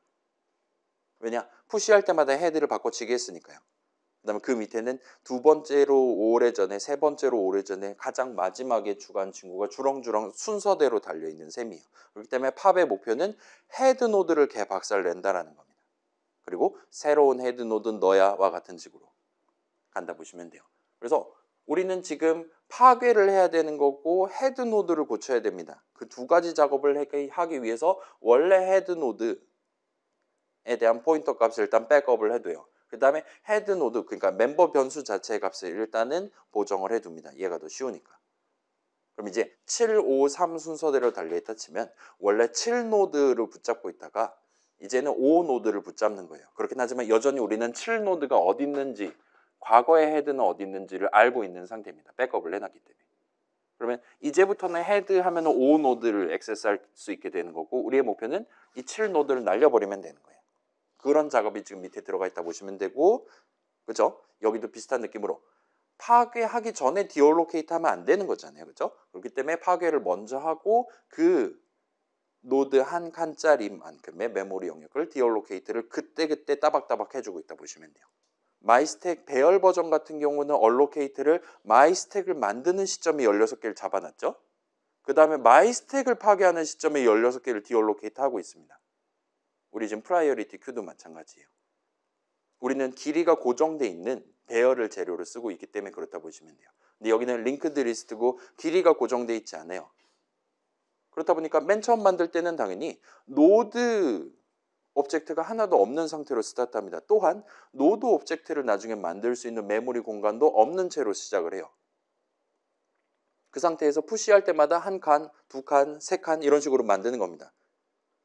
그러면 걔네를 나중에 파괴저 호출할 때, 그러니까 마이스택 링크드 리스트 버전 날려버릴 때 한꺼번에 날려야지 하지 않아도 되는 거예요. 그러니까 디스트로이를 했다. 그 다음엔 바로 디올로케이트를 해도 상관없고 지금은 그렇게 지금 하고 있다 보시면 좋을 것 같아요. 그렇기 때문에 조금 이따 보시면 아시겠지만 이 친구에 대한 생성자 부분은 엄청 간단하게 구성이 되어 있는 걸 보실 수가 있을 거예요. 일단 팝은 이렇게 만들면 끝날 것 같고 그 다음에 탑 같은 경우는 두 가지 버전 만들 수 있죠. 복부수로 커버가 되는 거잖아요. 여기는 지금 대괄호 0 하는 게 아니라 헤드 노드 거기 적혀있는 밸류 값이 얼마냐를 물어보고 있다 보시면 돼요. 걔가 바로 가장 마지막에 추가한 엘리먼트니까요. 그렇게 봐주시면 좋겠고 그 다음에 우리는 지금 뭐 헤드가 닐 노드냐 그런 거 전혀 신경 안 쓰기로 했으니까 얘네 둘은 전부 다 이전과 동등하게 한 줄 컷으로 끝난다 보시면 돼요. 그래서 스택을 만들 때는 링크드 리스트를 재료로 써서 만드나 아니면 배열을 재료로 써서 만드나 사실상 생김새가 그렇게 크게 다르지 않은 걸 볼 수 있어요. 여기서 차이점은 그 allocate, deallocate를 어느 시점에 하냐. 일단 둘 다 공통점은 construct 하기 전에 allocate를 합니다. 이건 확실해요. 배열 버전 아예 마이스택을 만드는 시점에 이미 16번 allocate를 해두고 스타트를 합니다. 그렇기 때문에 그 이후에 construct를 한단 말이에요. 푸시가 호출될 거란 말이에요. 따라서 성립이 됩니다. 링크드 리스트 버전은 우리가 지금 위에다가 푸시 적을 때, 함수 정의 적을 때 그게 항상 성립하도록 두 줄에 걸쳐서 적어둔 거예요. 그렇기 때문에 항상 allocate 먼저 하고 construct 합니다. 반대 방향도 비슷해요. 항상 destroy를 먼저 하고 deallocate를 하도록 만들어놨다 봐주시면 좋을 것 같아요. 배열 버전도 팝할 때마다 디스트로이 그때그때 따박따박하고 마지막에 스택 자체를 통째로 날려버릴 때 16칸만큼을 디올로케이트 하기 때문에 이 순서는 여전히 지켜지고 있다 보시면 됩니다. 뭐 이거는 여러분 자바 수업에서도 그 OOP 동네에서 다룰 만한 내용이잖아요. 내가 어떤 공간 다 쓴 다음에 프리를 해야 되는 거잖아요. 그 다음에 어떤 공간을 에몰록해서 잡기도 전에 그걸 써는 건 애초에 논리적으로 말이 안 되는 거잖아요. 근데 좀 그거랑 똑같은 게 들어있다 봐주시면 좋을 것 같아요. 그래서 마지막으로 이 친구의 생성자랑 파괴자를 구경하면 될 것 같아요. 그래서 자, 기본 생성자랑 파괴자 정의를 적어놨어요. 그래서 그냥 아무것도 안 해도 됩니다. 얼로케이트 전혀 안 해도 돼요. 새로운 링크드 리스트 버전 마이스택을 만든다라면 노드 연계인 채로, 엘리먼트 연계인 채로 스타트하는 게 맞아요. 정확히 그걸 의미하는 작업만 하면 됩니다. 헤드에다가 닐 노드 달아놓고 스타트하면 되는 거예요. 얼로케이트 전혀 할 필요 없어요. 근데 파괴자 같은 경우는 좀 복잡하죠. 저 사람이 지금 푸시 3번 하고 팝을 안 한 채로 파괴를 요구할 수도 있습니다. 마이스택을 내다버릴 수도 있어요. 그렇기 때문에 여기는 지금 추가적인 작업을 하고 있어요. 그래서 헤드 노드가 닐 노드를 가리킬 때까지 이런 작업을 한다라고 되어 있는데 사실상 이 네 줄은 팝 함수 정의 내용물이랑 완전히 똑같습니다. 달리 말하면 지금 이 마이스택 안에 노드가 연계가 될 때까지 반복적으로 팝을 호출하는 거예요.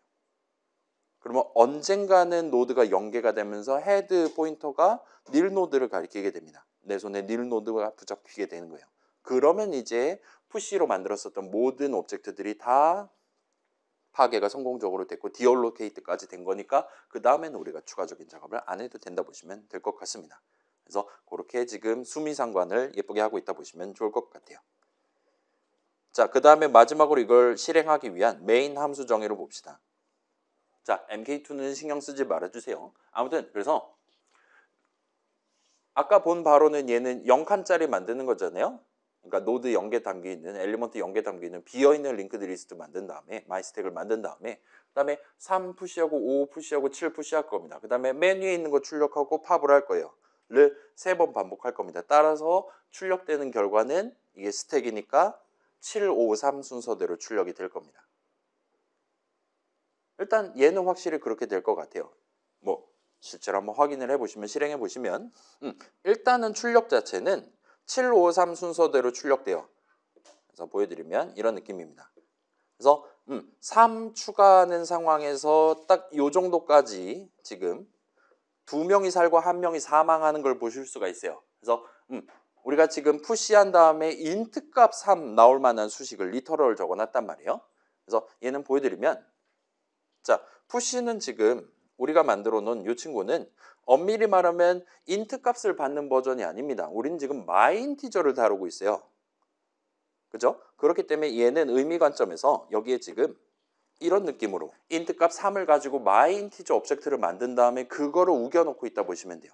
그 다음에 얘는 의미 관점에서 이제 임시 오브젝트다라고 말할 수 있기 때문에 얼마든지 푸시에서 뜯어갈 수 있는 우리가 지금 내 소유가 아닌 중간에 임시로 만드는 오브젝트를 밀어넣고 있는 거기 때문에 얘는 R밸류 레퍼런스 받는 버전이 선택이 됩니다. 위에 것도 마찬가지예요. 자, 만약에 우리가 명백히 이거 이전에 자주 얘기했던 거잖아요. 우리 다음 주에 중간고사 볼 거니까. 이런 느낌으로 한 다음에 여기다가 3 집어넣을 수 있는 거잖아요. 자, 내가 선언을 내 함수 정의 중괄 안에 선언을 이렇게 땅 때려놓은 이상 이 3 오브젝트의 주인은 납니다. 그렇기 때문에 3 오브젝트 요거 붙잡고 푸시해줘라고 하면 이 3 오브젝트는 푸시 거가 아닌 거예요. 그렇기 때문에 여기서는 다른 버전이 호출이 될 겁니다. 여기서는 이제 컨스트 레퍼런스 받는 버전이 호출돼요. 얘는 이제 실행 양상이 자, 여기다 제가 구분점을 하나를 잡아놓고 보여드릴게요. 이런 느낌으로 저 선언을 다루면서 인트값 3 담겨있는 3 오브젝트를 일단 생성을 해두고 그거의 사본을 이제 만들어 가게 되는 거예요. 푸시 안에서. 그리고 거기까지가 끝입니다. 그래서 여기는 지금 임시 오브젝트를 만든 게 아니기 때문에 파괴자 호출은 발생하지 않아요. 그 다음에 3 오브젝트에 대한 파괴는 당연히 가장 마지막에 발생합니다. 메인의 내용물 실행이 끝날 때 발생을 해요. 지금 당연히 그렇게 될 거고 근데 그렇지 않은 경우에는 그래요. 좀 구분점 만든 김에 이런 식으로 구분점 2개를 해볼게요. 지금 2개 출력된 거잖아요. 아까 전 푸시 호출식 계산하면서 인트 값 3을 갖고 마이 오브젝트 하나 만듭니다. 그래서 일반 생성자 호출이 발생해요. 그 다음에 최종적으로는 우리는 새로운 노드 오브젝트를 만들고 그거의 멤버 변수 value에다가 새로운 myInteger 오브젝트를 만들어야 되는 거예요. 그 과정에서 지금 이동 생성자가 호출되고 그 다음에 이제 푸시 호출하기 위해 임시로 만들었었던 그 친구는 최종적으로 파괴가 된다 보시면 돼요. 그래서 두 개가 살고 하나가 죽는 겁니다. 그 다음에 최종적으로 이 이동 생성자로 만든 친구는 노드 오브젝트 안에 들어있는 개예요. 달리 말하면 마이스택에 현재 컨테인 돼 있는 그 오브젝트라고 봐주시면 될 것 같아요. 그런 작업이 3번 발생합니다. 그 다음에 지금 우리가 탑 호출하고 팝 호출하고 있잖아요. 팝을 호출할 때마다 정상적인 파괴가 지금 3번 발생하고 있다 봐주시면 좋을 것 같아요. 그래서 우리가 원하던 바로 그 순서대로 진행되고 있으면 정상입니다. 확실히 배열 버전에 비해서는 좀 더 복잡한 것 같아요. 배열 버전 마이스택 진짜로 한 줄 컷 우리가 할 수 있었습니다. 기본적인 상식만 가지고도. 물론 이제 프라이어리티 큐는 그보다 좀 더 복잡하겠지만 일단은 그랬어요. 심지어 마이 큐도 마이 스택보다는 좀 더 복잡하다는 걸 여러분 느끼고 있을 겁니다. 자, 우리가 유효한 인덱스 범위에 해당하는 카운트를 따로 기록해 둘 필요가 없어진 대신에 다른 모든 부분이 다 두꺼워졌다고 보시면 적절할 것 같아요. 푸시랑 팝이 둘 다 모디파잉 오퍼레이션이 둘 다 복잡해졌다 보시면 돼요. 우리가 들고 있는 데이터가 적을수록 그때그때 하는 일이 많아지는 건 인지상정이잖아요. 그죠?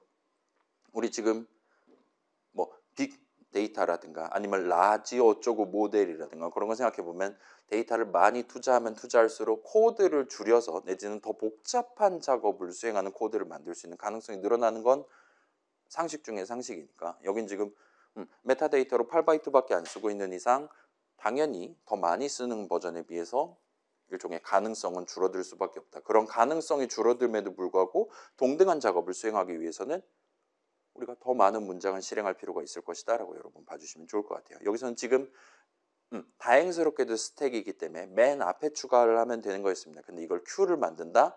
그 다음에 우리가 테일 노드를 모르는 상태로 큐를 만든다. 얘기가 많이 복잡해질 거라고 여러분 예상할 수 있을 겁니다. 아무튼 그건 나중에 하도록 하고, 자, 여기서 중요한 건 이거예요. 푸시 호출하는 과정에서 엘리먼트 하나의 사본 내지는 아무튼 새 거를 만드는 과정에서 우리가 예상하는 것보다 더 많은 사상자가 지금 발생하는 걸 볼 수 있었습니다. 자, 이거 다시 말씀드리면 이거 우리는 지금 2020년대 표준을 쓰고 있잖아요. 옛날에 20세기 표준 C++에서는 이거랑 똑같은 느낌으로 짠다 하더라도 훨씬 더 많은 사상자가 발생을 했을 수도 있어요. 사실 여기는 지금 줄여서 이 모양인 겁니다. 아무튼 그래서 보니까 매번 푸시할 때마다 사상자가 한 명이 지금 생기고 있는 거예요. 그래서 자료 구조를 사용하는 메인 지금 같은 경우는 메인 함수 입장에서는 엘리먼트 단위로 오퍼레이션들을 바라봅니다. 푸시할 때마다 새로운 마이인티저 요거 넣어줘 이거 넣어줘와 같은 식으로 바라보고 있어요. 근데 자료 구조 내부에서는 지금 노드 단위로 작업을 수행한단 말이에요. 그렇다 보니까 푸시 호출하는 과정에서 하나, 그 다음에 노드 오브젝트를 생성하는 과정. 아까 전에 노드 생성자 있었잖아요. 거긴 지금 value에 대한 생성자 호출이 있단 말이에요. 그래서 하나를 추가로 만들고 있다라고 여러분이 봐주시면 좋을 것 같아요. 그 다음에 이게 불편하다라고 느끼면 정상입니다. 배열 다룰 때는 이러지 않아도 됐었거든요. 딱 한번 컨스트럭트 어쩌고 호출하면 딱 거기다가 예를 들면 그 0번째 칸일 수도 있고 7번째 칸일 수도 있는데 아무튼 거기다 하나 만들면 되는 거였습니다. 일단은 그렇게 지금 생각을 해두고 넘어갑시다. 그래서 이 부분은 우리가 어떻게 할 수 있다면 조금 더 마음 편하게 우리가 링크드리스를 재료로 써서 나만의 자료 구조 구현체를 만드는 게 가능할 것 같아요. 그래서 지금 시점에 요 오늘날의 C++ 동네에서 엄청 중요한 인플레이스 시멘틱에 대해서 살짝 소개를 해보도록 할게요. 그래서 자, 다시 정리하면 지금 불필요한 오브젝트 생성 내지 파괴가 발생하는 이유는 푸시를 호출하기 직전에 마이인티저 오브젝트를 먼저 생성한 다음에 그 다음에 노드 오브젝트를 생성하는 과정에서 이동 생성자를 호출하기 때문입니다. 그래서 일단 푸시 자체가 마이인티저를 받고 있고 내 손에 마이인티저 오브젝트가 없다면 만들어야 되는 거예요. 당연스럽게도. 그래서 지금 만들고 있는 겁니다. 지금 우리는 괄호 안에 3을 집어넣었단 말이에요. 푸시 호출식 괄호 안에. 걔는 마이인티저 형식 수식이 아닙니다. 그렇기 때문에 마이인티저 생성자 호출식을 중간에 우리 C++ 컴파일러가 밀어 넣어서 마치 여러분이 더블 받는 자리에 인트 값을 담는다고 생슈를 쳐놨다라면 컨버트 명령어를 자동으로 집어넣어서 인트 값에 대한 더블 값을 만들어서 밀어 넣어주는 것처럼 여기도 지금 동등한 작업을 하는데 그 와중에 불필요하게 마이인티저 오브젝트 하나가 생기고 있다 봐주시면 좋을 것 같아요. 걔는 반드시 즉시 사망할 예정인 친구입니다. 푸시 내용물 실행 끝나면 더 이상 써먹을 필요가 없는 친구예요. 진짜로 지금 파괴를 당하고 있고요. 그래서 앞으로 좀 더 오래 살아남을 친구는 지금 마이스택 안에 들어있는 노드 안에 들어있는 밸류 오브젝트라고 봐주시면 좋을 것 같아요. 아무튼 노드 안에 들어있는 게 진짜고 우리는 그 친구 하나가 생성되기를 기대를 했던 겁니다. 그러면 이걸 이제 어떻게 타겟을 할 거냐라 질문한다면 간단해요. 우리가 만약에 미리 인트 값 하나 받는 버전의 푸시를 마련을 해둔다면 그러면 내 인트 값 3을 그대로 들고 가서 그걸 가지고 컨스트럭터 at을 호출할 수 있을 거란 말이에요. 그 다음에 지금 노드 생성자도 생각해보면 노드 생성자도 그 마이인티저 레퍼런스, 컨스트 레퍼런스 받는 버전이랑 r밸류 레퍼런스 받는 버전 두 개가 마련되어 있잖아요. 걔도 노드 생성자로 인트 값 하나 받는 거 만드는 겁니다. 자, 이거는 제가 보여드릴게요. 여러분 안 치셔도 됩니다. 지금 제가 무슨 소리 하고 있는 거냐? 일단 우리가 첫 번째 걸림길은 이거인 거예요. 여기서 이러지 말고 int number 한 다음에 위에 거 복부 태우면 되겠죠? 그 다음에 construct s를 호출해라. 여기다가 넘버를 그대로 밀어 넣어라. int 값 3을 그대로 밀어 넣어라 라고 시키는 겁니다. 그러면 이 친구는 다시 올라와서 자, 우린 지금 저기서 새로운 노드를 컨스트럭트 하고 있었던 거란 말이에요. 여기도 지금 하나를 만드는 거예요. construct expr node int number 한 다음에 얘는 밸류가 지금 myInteger 오브젝트잖아요. 그거를 number를 갖고 만들어라. 그 다음에 next는 nil 노드로와 같은 느낌으로 만들면 된다 보시면 좋을 것 같습니다. 지금 오류가 나고 있긴 한데 요거는 지금은 크게 신경 안 써도 될 것 같아요. 대충 그런 느낌으로 봐주시면 좋겠고 잠깐만요. 그래 오류 나면 기분이 안 좋으니까.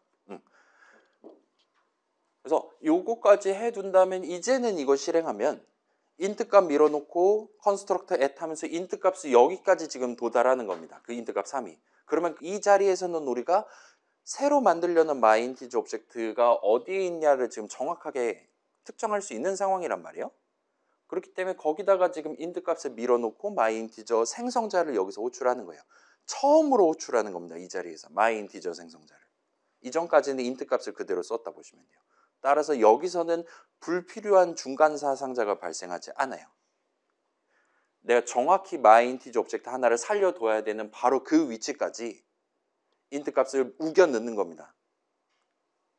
그 말은 myInteger 오브젝트에 대한 생성자 호출을 최대한 뒤로 미뤘다라고도 우리가 볼 수 있어요.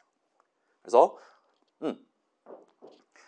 푸시로 호출하기 직전에 임시 오브젝트를 만든다라든가 할 필요성을 충분히 줄일 수가 있습니다. 자, 지금 우리가 int 값이라고 소개를 했는데 여기서 int 값은 궁극적으로는 노드 오브젝트 하나를 만들기 위해 필요한 재료에 해당하는 친구라 봐주시면 좋을 것 같아요. 그래서 노드 생성자도 추가로 하나를 만들어 뒀고 myInteger 오브젝트가 실제로 생성되는 시점을 최대한 늦췄다 봐주시면 좋을 것 같아요. 그리고 요걸 인플레이스 시멘틱이라고 부를 수 있습니다. 생성자 호출을 최대한 늦추는 거예요. 어디까지 늦추냐? 그 오브젝트 자체를 어디에 만들어야 되냐라는 게 확정되는 그 순간까지 늦추는 거예요. 그게 언제 확정되냐? 의미 관점에서는 언제 확정되냐면 푸시를 할 때 푸시 내용물 안에서 어딨냐? 이 부분을 실행하는 시점에 확정된다 보면 됩니다. 일단 그 공간 자체가 잡히는 건 allocate 할 때 잡혀요. 그 다음에 그 공간을 새로운 노드 오브젝트용으로 쓰겠다라고 확정하는 건 당연히 생성자 호출하는 시점입니다.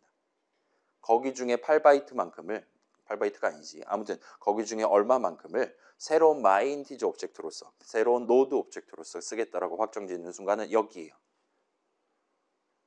그리고 그 순간에 이 내용물이 실행될 거고 요 생성자가 호출될 거고 여기서 이제 궁극적으로 요 밸류 중괄호 여기다 꽂는 밸류가 지금 myInteger이기 때문에 myInteger에 대한 생성자 호출을 하는 거란 말이에요. 그다음에 인트 하나 받는 버전을 지금 여기서 지금 써서 진행하고 있다 봐주시면 좋을 것 같아요. 자, 이거 우리 지금 C++ 표준 컨테이너 라이브러리들도 다 지원하는 겁니다. 인플레이스 100이라든가 막 그런 거 잔뜩 들어가 있어요. 우리도 그걸 만들어 두자 이거예요. 자, 당연스럽게도 우리가 지금 컨테이너 컨셉트, 컨테이너 전략을 취하고 있으니까 이게 지금 의미가 있는 겁니다. 푸시할 때마다 내 컨테이너 안에 새로운 엘리먼트 오브젝트를 만드는 거예요. 그래서 소유권이 항상 같이 다니는 개념이었잖아요. 스택의 주인이 그 안에 담겨있는 모든 엘리먼트의 주인이 되도록 강제를 해둔 겁니다. 물리적으로 안에 들어있게 만들어둔 거예요. 만약에 우리가 컬렉션 방식을 쓴다? 인플레이스는 전혀 신경 쓸 필요가 없는 겁니다. 파이썬 동네라든가, 자, 파이썬 동네에서 리스트 파괴된다고 안에 있는 거 다 날아가지 않잖아요. 그래서 그 동네에서는 이 인플레이스는 전혀 신경 쓸 필요가 없어요. 근데 컨테이너 어프로치를 쓰는 C++는 이게 우리가 상상하는 것보다 훨씬 더 많이 중요하다고 보시면 될 것 같아요. 그리고 조금 슬프게도 우린 지금 과제 넘버2 최종 버전 제출하려면 템플릿 버전을 해야 된단 말이에요. 어쩔 때는 마이 인티저 다루는 마이 스택일 수도 있고 어쩔 때는 더블 다루는 마이 스택일 수도 있고 어쩔 때는 예를 들면 다른 벡터 여러 덩어리를 다루는 마이 스택일 수도 있습니다. 그래서 템플릿 버전으로 만들 예정인데 엘리먼트의 형식이 뭐냐, 지금 같은 경우는 밸류 타입이 뭐냐에 따라 우리가 그때그때 인트 하나 받는 버전, 어쩔 때는 다른 뭔가 받는 버전, 더블 하나 받는 버전, 그때그때 우리가 생성자 정의 내지는 푸시 함수 정의를 마련을 해둬야지만 이 인플레이스 시멘틱을 우리가 유지를 할 수 있다는 거예요. 자, 근데 그게 불가능하다라는 겁니다. 왜냐? 밸류 타입이 결정되는 시점은 우리가 마이스택 구조체 정의를 적는 시점보다 더 미래니까요. 우리가 저 사람이 나중에 이 마이스택을 더블 버전을 쓸 건지 벡터 버전을 쓸 건지 우린 모릅니다. 그렇기 때문에 더블 버전을 좀 더 쉽게 인플레이스 할 수 있게 위한 푸시 함수 정의, 노드 생성자 정의를 미리 적어두는 게 불가능해요. 저 사람이 꺽쇠 안에 무슨 형식 이름을 집어넣을지 모르니까요.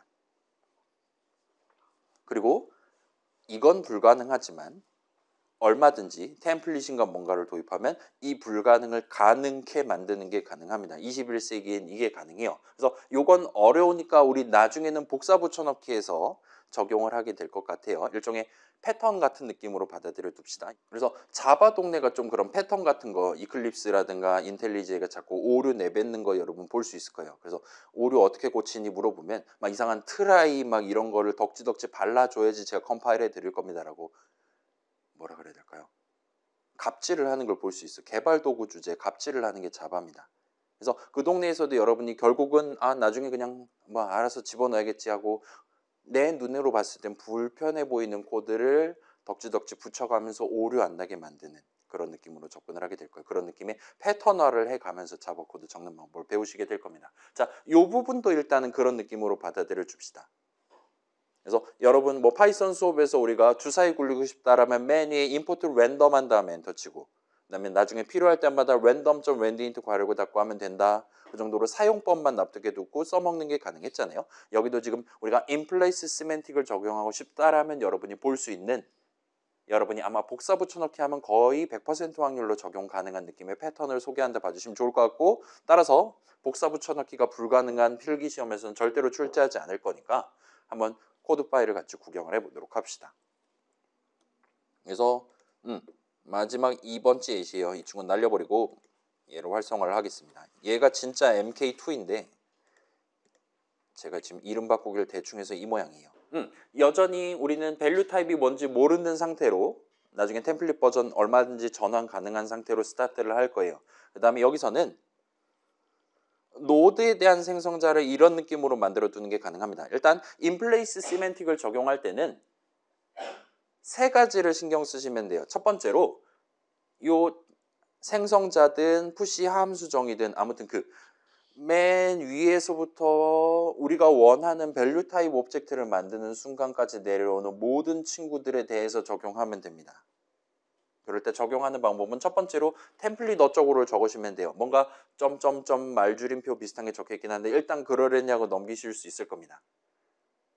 그 다음에 인수를 하나를 추가로 도입을 하시면 돼요. 아까 전에 우리 노드 밸류 타입 하나 받는 친구였잖아요. 밸류 타입 레퍼런스 하나 받는 친구들이었잖아요. 컨스트 레퍼런스 버전, 알밸류 레퍼런스 버전이었어요. 그 둘 다 지워버리고 이 뭔가 복잡한 거 하나를 받는 버전을 만들어 두시면 됩니다. 얘가 그 두 가지를 다 케어할 수 있고 심지어 인트 받는 버전도 케어할 수 있는 만능 친구라 보시면 좋을 것 같아요. 만능 비빔장 같은 친구입니다.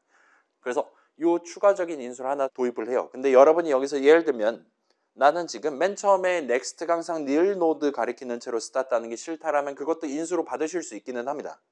만약 그런 식으로 이 점점점 어쩌고를 밀어놓고 걔 말고 딴 거를 인수로 받고 싶다라면 그때는 왼쪽에 배치를 해주시기만 하면 돼요. 뭐 여러분 뭐 프린트F라든가 아니면 파이썬의 프린트 비슷한 느낌으로 받아들이셔도 일단은 지장은 없을 것 같아요. 일단 그건 그거대로 해두고 그 다음에 이런 느낌으로 우리가 지금 진짜로 생성자 호출을 미루고 싶었던 바로 그 순간이 올 때까지 걔에 대한 함수 호출식을 적을 때 지금 같은 경우는 my 인티저 생성자 호출식인 거잖아요. 그 다음에 거기다가 밀어 넣도록 우리가 하고 싶을 때 이 표현을 적어주시면 돼요. 그냥 틀림없이 저 안에 있는 forward인가 어쩐고를 써서 요만큼을 적어주시면 됩니다. 뒤에 점점점까지를요. 일단 move라는 걸 쓰지 않고 forward라는 걸 지금 쓰고 있는데 요거는 일단은 그러려니 합시다. forward 무슨 뜻입니까? 앞이란 뜻이죠. 그렇죠? 그다음에 여기 같은 경우는 이제 동사로 받아들이는 게 낫겠죠. 그래서 앞으로 떠민다 같은 느낌입니다. 지금 맨 꼭대기에 있는 인트 값 3을 밀어내리는 거예요. 앞으로 가세요 한 다음에 여기까지 지금 밀려 내려온 겁니다. 그다음에 여기서 마지막으로 forward를 하면 얘가 어디로 가냐? 얘가 어디로 가냐면 여기까지 온다 봐주시면 돼요. 그 인트 값이 여기까지 내려올 수 있습니다. 끌려 내려올 수 있어요. 인트 값 3이. 그러면 여기서 myInteger 오브젝트 하나 생성자 내용을 실행하는 동안 얘는 지금 const expr 제가 일부러 안 붙여놨으니까 여러분이 직접 이걸 호출하기는 어려울 수도 있는데 아무튼 그렇게 할 수 있다 봐주시면 좋을 것 같아요. 그 다음에 여기도 비슷한 느낌으로 봐주시면 됩니다.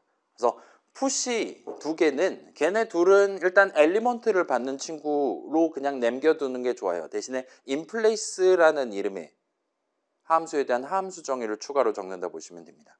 그 다음에 우리는 어디다가 새로운 오브젝트를 인플레이스 할 거냐. 우리는 맨 위에다가 인플레이스를 할 거니까 지금 같은 경우는 인플레이스 탑 같은 느낌으로 함수 이름을 적어둘 수 있어요.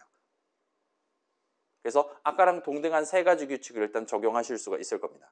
그래서 뭔가 복잡한 템플릿 어쩌고 위에다 붙여두고 그 다음에 원래 그냥 탑은 인수를 0개 받는 거잖아요. 인수 1개 받는 걸로 바꿔요.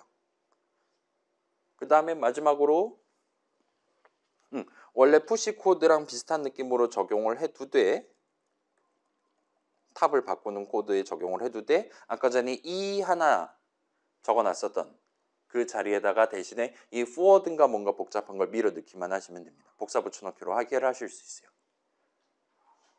그 다음에 요거는 조금 부연일 수도 있기는 한데 어떤 사람들은 요 인플레이스 탑을 탑이라는 함수의 변종으로 바라보기도 합니다. 요거의 변종으로 바라보기도 해요.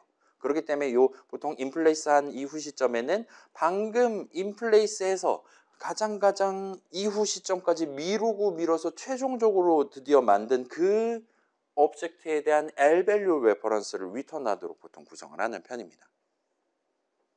얘는 별 의미가 없을 수도 있는데 요걸 지금 2017년도부터는 요거를 지금 표준 컨테이너들이 다 유지하도록 해놨어요. 이렇게 하면 장점이 뭐냐?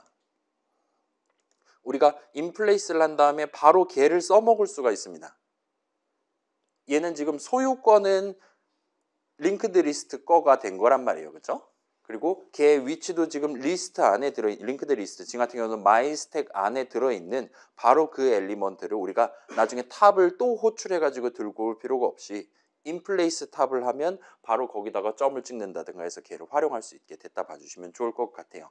그래서 그런 느낌으로 마련돼 있고 뭐 우리는 지금 자료구조 구현체를 만드는 입장이니까 얘는 사실 그렇게 우리한테 중요한 건 아니기는 한데 일단 요즘 컨셉트가 요즘 메타가 마지막에 L-value 레퍼런스. 자, 당연히 L-value 레퍼런스 가능하죠. 왜냐? 인플레이스가 다 끝나면 새로운 오브젝트가 반드시 생성돼 있을 거니까요.